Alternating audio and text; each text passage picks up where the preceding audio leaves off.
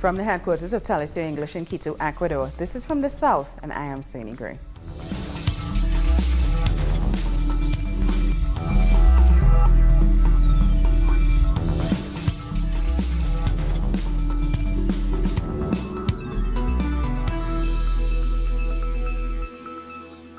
In the last hour, the British Prime Minister's Brexit deal has suffered a resounding defeat in Parliament.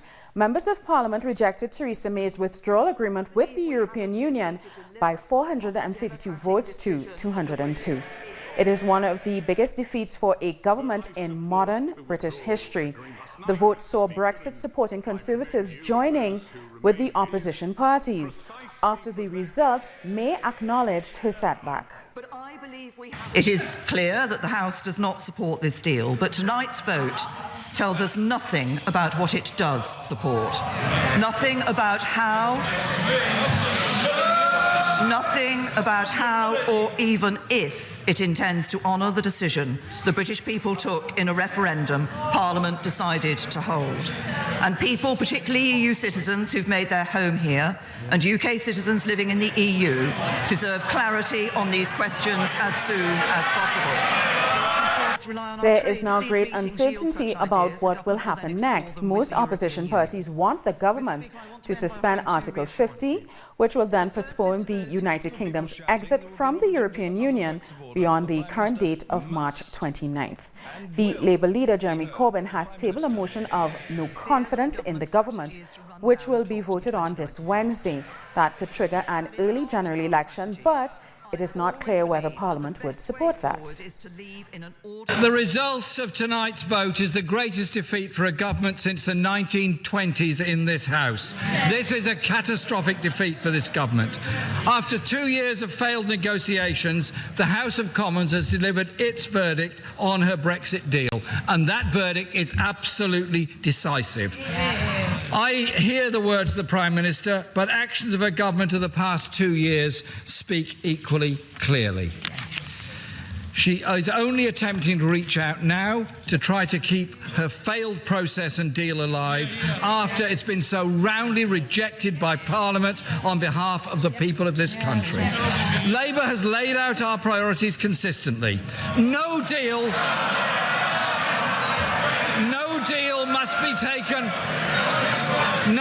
must be taken off the table. A permanent customs union must be secured, and people's rights and protections must be guaranteed so they do not fall behind.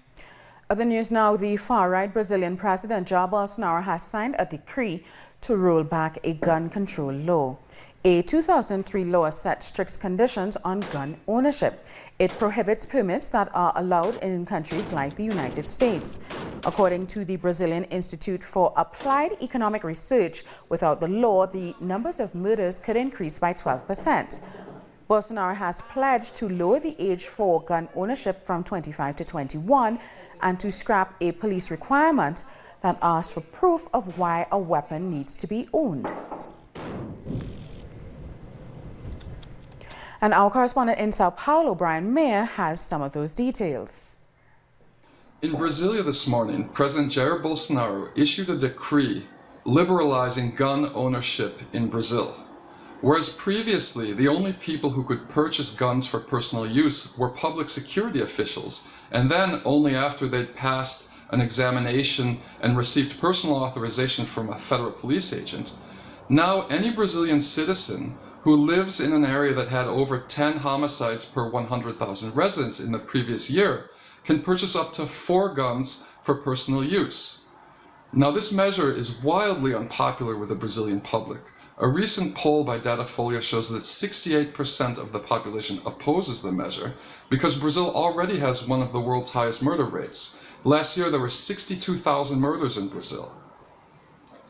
But as the gun companies are big supporters of Bolsonaro and his PSL political party, they applauded the measure, and the share values of Taurus, which is the largest gun company in Brazil, dramatically increased with Bolsonaro's decree. Brian Mayer, Telesur, São Paulo. A new migrant caravan has set off from Honduras destined for the United States. This new group departed at 5 a.m. Tuesday from the city of San Pedro Sula. Part of the group was seen embarking on its journey just after 1 a.m. local time. Participants say they are leaving because they no longer have the means to live and are doing so in spite of the government's campaign of intimidation. Our correspondent in Honduras, Gilva Silvestrucci, has more. Hundreds of migrants have arrived to the border between Honduras and Guatemala. This is the second migrant caravan which departed from San Pedro Sula last night. Many of them are walking and others are hitchhiking across the country. The government has threatened to detain migrants who are carrying their children with them if they don't have proper authorization documents from both of the parents. However, many of the people who are part of the caravan are single mothers and fathers who don't have these kind of documents and will be detained by authorities. Entire families have once again decided to leave Honduras due to the crisis in the country. There are simply no jobs. We do not have access to food every day. So that is why me and my wife took the decision of migrating. We cannot find a job here. There is a lot of violence. Children are threatened by gangs to join them. We cannot go on like this. Young people say there are no job opportunities, and violence also makes them choose to leave their homeland. I worked for 1 week in order to collect money and leave the country. Parents decided to travel with their children due to a lack of basic goods. We don't have medicine in hospitals. There's nothing to treat my kids when they get sick. I want my son to have a good future. That's what I'm looking for. People gathered at the bus station said no one organized this. Instead, they knew about the meeting thanks to social media. They also said they are willing to move forward until the end because they feel they have been deceived by the Honduran government. Juan Orlando Hernandez lied to us when we voted for him. He said young people would have jobs, but that never happened. So that is why we are here all together, to leave the country. As it happened with the first migrant caravan, it is expected that more people will join the group along the way until they reach the Guatemalan border. People in this caravan have not yet decided which way they will take to get out of the country. Although they assume the way is militarized, they say they are confident about reaching their destiny. We'll take a short break now, but we'll have more news in a few.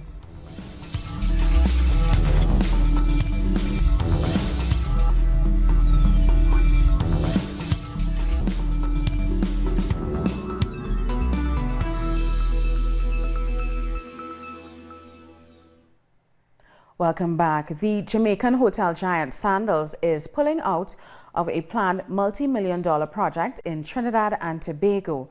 The decision comes amid bad publicity surrounding the venture over its potential environmental impact. Some marine scientists warn that the proposed Tobago project could pose a threat to the nearby Bon Accord Lagoon. Proposals were made to remove mangrove forests from a protected beach bay in Tobago, which borders the Bucca Reef, called No Man's Land. The planned 750-room resort was supposed to be one of Sandals' biggest investments.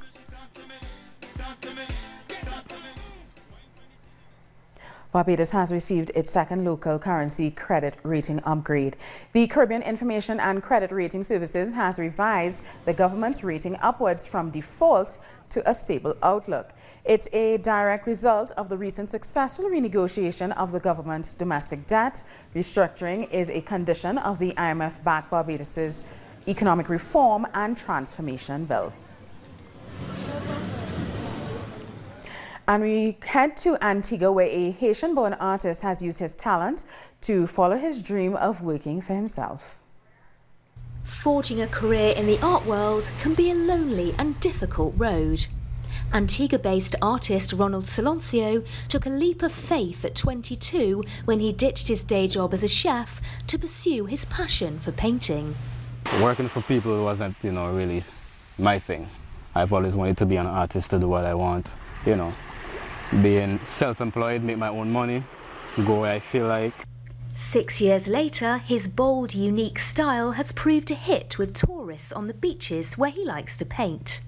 Ronald now supplies his hand-painted scarves and other pieces to many of the island's gift shops and resorts. Still, making a living as a full-time artist was initially a challenge. The difference is when you're working for someone, you know, every week you get your money. When you're working for yourself, it's not a guarantee you're going to make money every day. So that was the most difficult part about it. Ronald scours the beach for driftwood and other materials to create his work. The natural environment is also a constant source of inspiration. Waking up every day seeing, you know, beautiful people, characters, ships. I like to see animals, I like to see the beach, the birds flying, you know, it's just nature. Ronald was born in Haiti and moved to Antigua as a child. Haiti is a country full of artists and musicians. I mean, all over Haiti, all you can see is art. All over the walls, the buildings, the schools. You know, I think that kind of influenced me growing up as a child back home. The start of a new year can make many of us yearn for change. So, any words of advice for other aspiring artists hoping to follow their dreams? Well, go for it. And always remember, it's not going to be easy at first, but stick to it and one day you'll make it.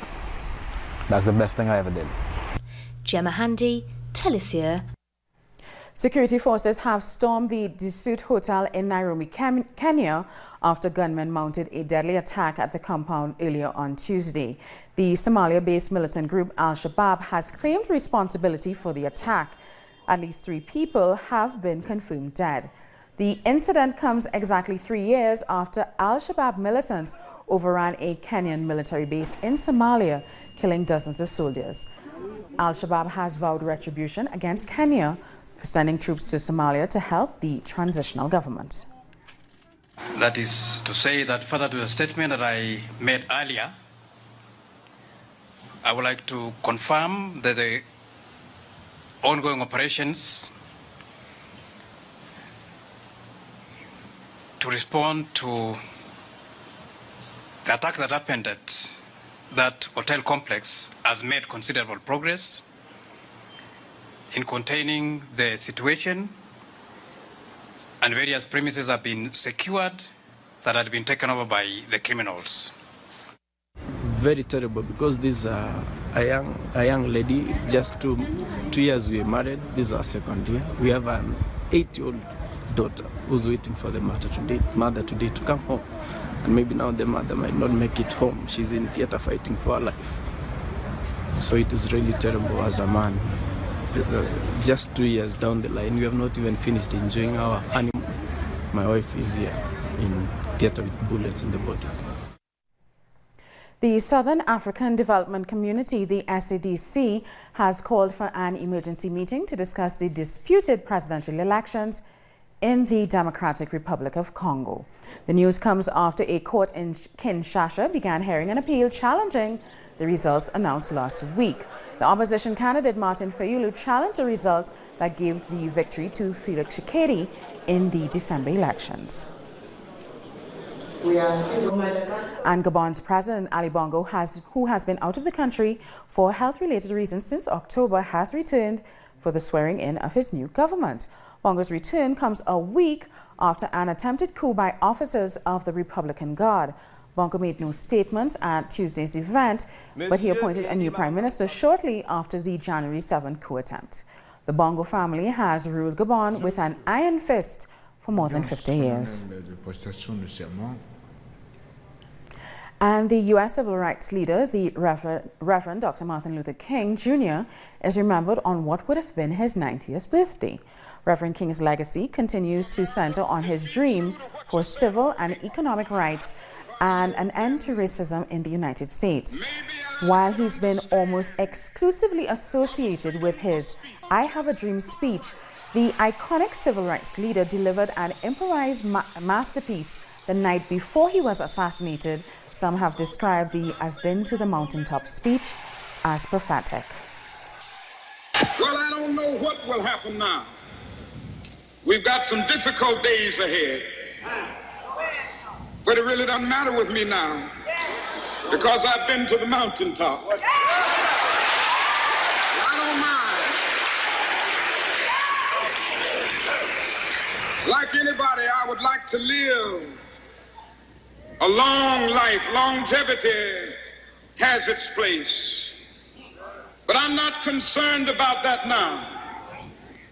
I just want to do God's will. And he's allowed me to go up to the mountain. And I've looked over and I've seen the promised land. Time for another very short break. Join us again after this.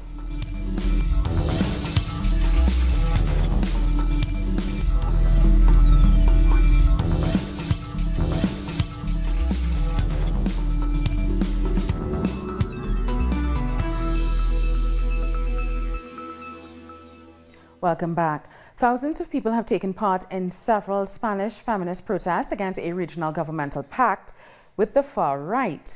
Protests took place in 100 Spanish cities against the Andalusian government's decision to strike a deal with the far right. Organizers argue that women's rights will be compromised if the far right parties enter the parliament.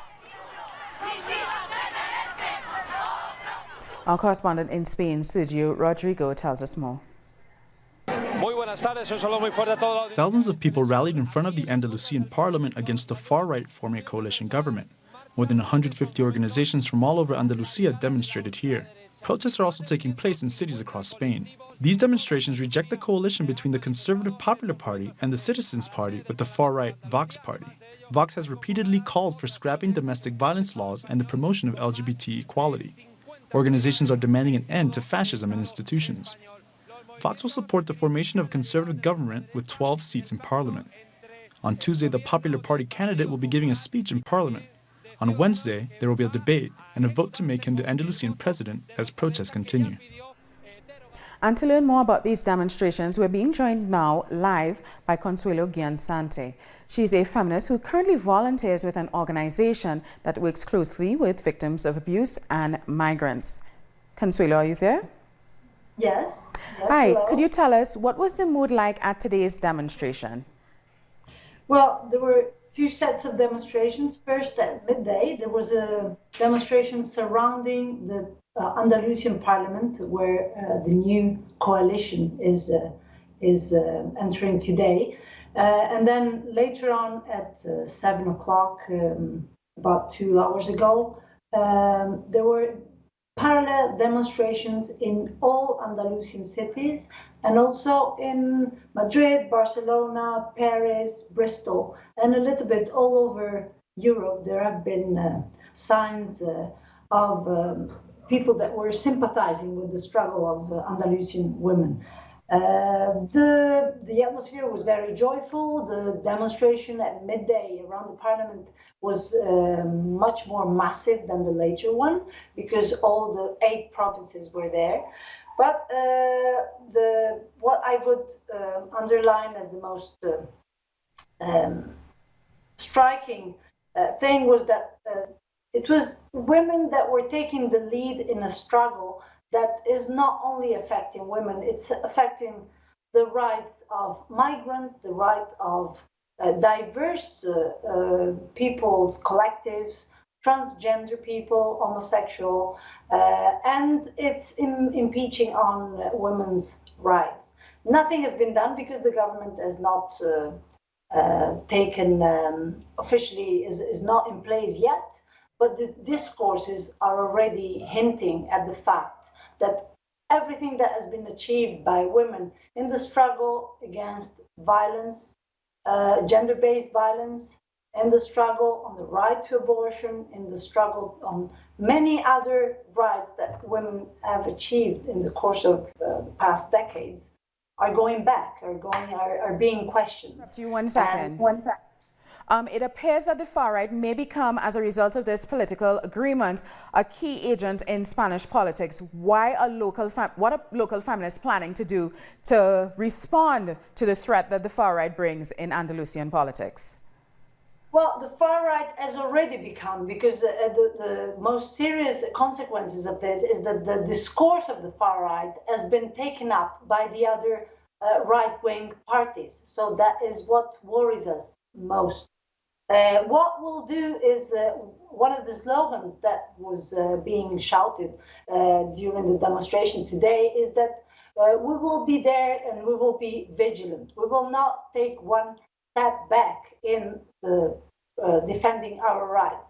We will not there be to watch to see our rights negotiated by the parties that are going to participate in this government. So we will be there every time a measure is taken that goes against the rights of women, and we will be there resisting as we as women know how to do in public places, in our workplace, in our houses, and in all the spaces in which women are having their responsibilities. Thank you so much, Consuelo Giansante, for chatting with us to help us understand these protests that are taking place in Andalusia.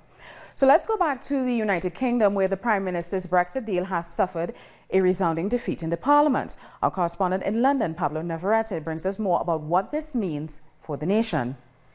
A short moment ago, it was announced that British Prime Minister Theresa May had lost a crucial vote on the Brexit deal between her government and the European Union in the British Parliament.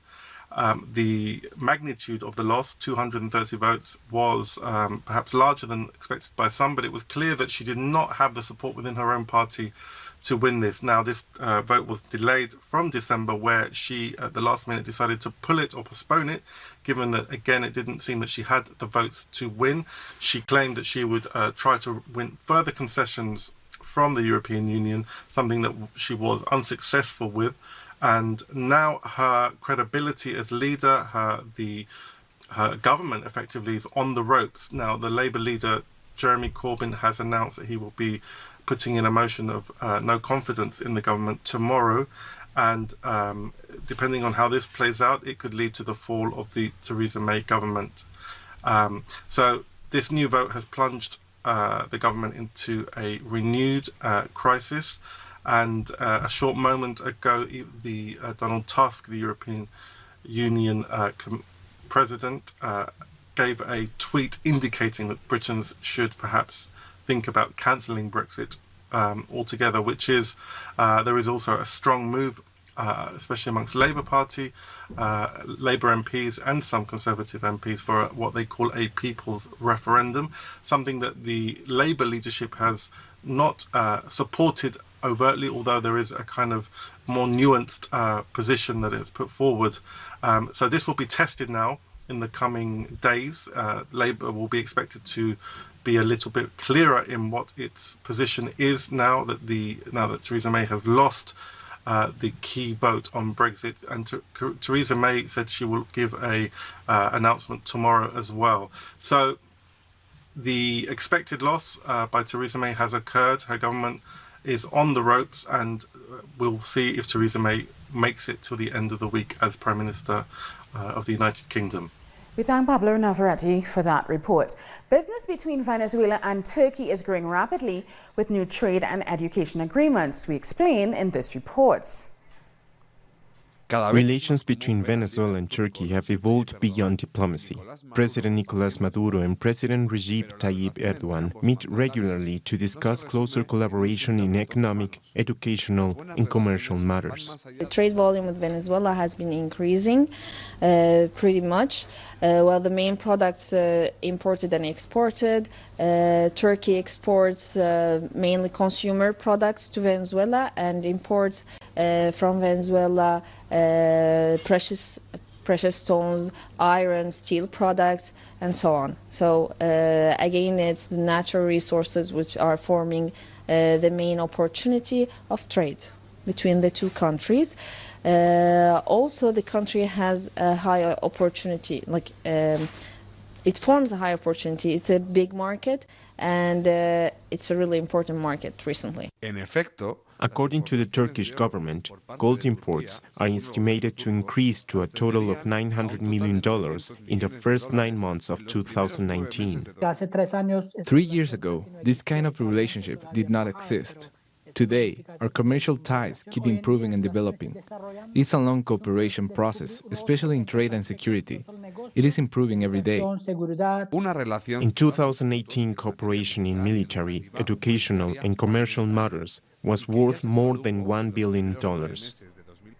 And finally, when the heat is too much, two little elephants at an Australian zoo have shown that the best place to be is in the water. As the record temperatures hit Australia, animals and people are taking to the waters to keep cool. Australia's Bureau of Meteorology is warning that temperatures could reach as high as 45 degrees Celsius by Wednesday.